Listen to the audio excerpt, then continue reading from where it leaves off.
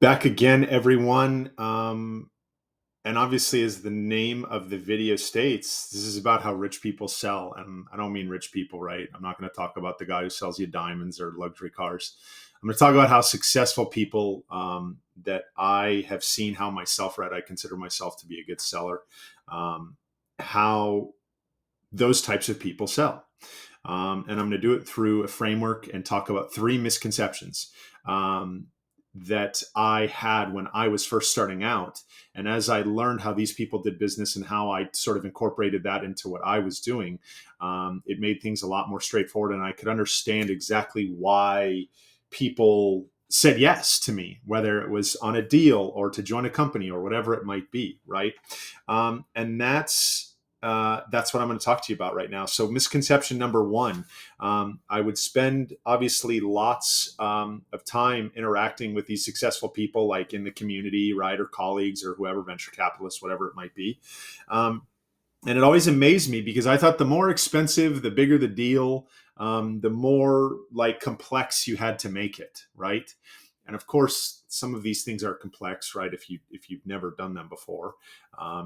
But what I mean to say is that it always amazed me how the simple things got these deals done. Hey, this is what we do. This is how I can help.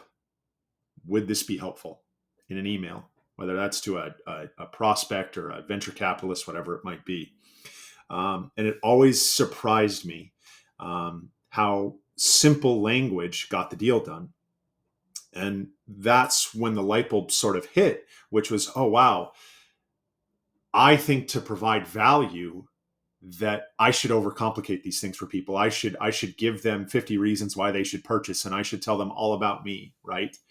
And that's plain wrong. And I don't know why we do that. I see that a lot. I'm sure some of you viewers will have been guilty of that, right?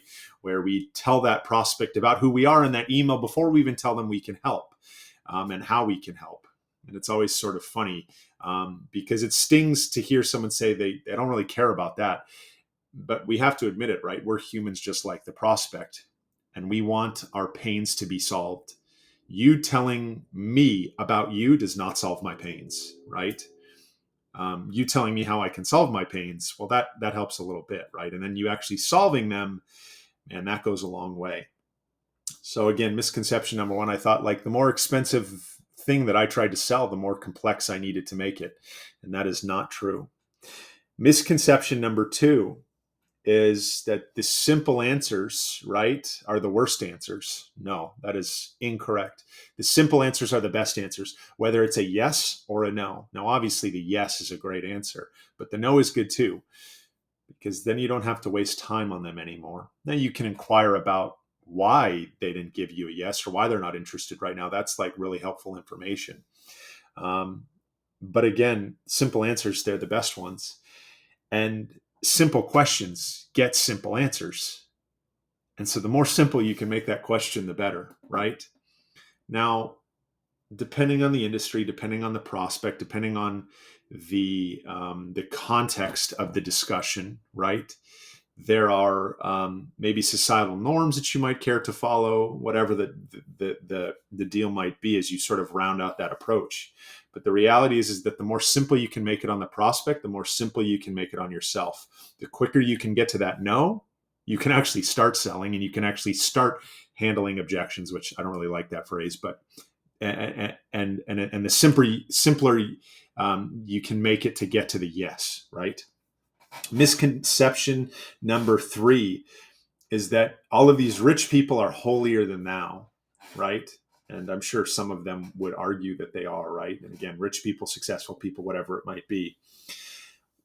One of the most bizarre realizations that I came to with rich people and successful people is that they will ask for something, whether it's the sale, the agreement, whatever it might be, 100 times and still not suffer shame from it, right?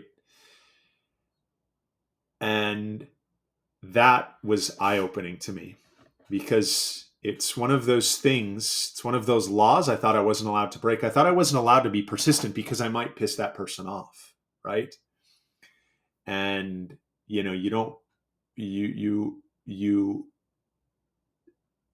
society would have you believe that you're not supposed to do things like that. When in reality, that's how a lot of this stuff gets done. Whether it's that new invention or that new law that gets passed or getting a man to the moon, right? It was done by really persistent people. And that's something that surprised me. I thought these people were supposed to get yeses the first go around. No, the reality is that a lot of them just didn't quit, and they will ask 100 times to get that yes, right? And a lot of that, it's really hard for people to understand if you don't have a positive conception of yourself, which when I was first starting out, I didn't, right? I had no clue what I was doing. Um, I I felt that shame. I was like, I feel bad bugging this person to buy this, even though I know it can help them. Um, and and I would suffer that shame from it. But then as you see more successful people do it, they never feel bad about trying to help someone, right? And that's sort of how I frame things now. But anyways, yeah, to recap, guys, right? Misconception number one is the more expensive, the more complex my pitch needs to be. It's not true. Make it as simple as possible. Misconception number two, the simple answers are the worst answers. That is not true. Get the yes, get the no, and nothing in between. And to do that, right? Simple questions get simple answers. Okay. No need to overcomplicate things. And of course, misconception number three is that I thought these people were holier than I was, right? When in reality, they ask for the sale 100 times and still not suffer shame from it. And that was always really interesting to me and really helpful for me.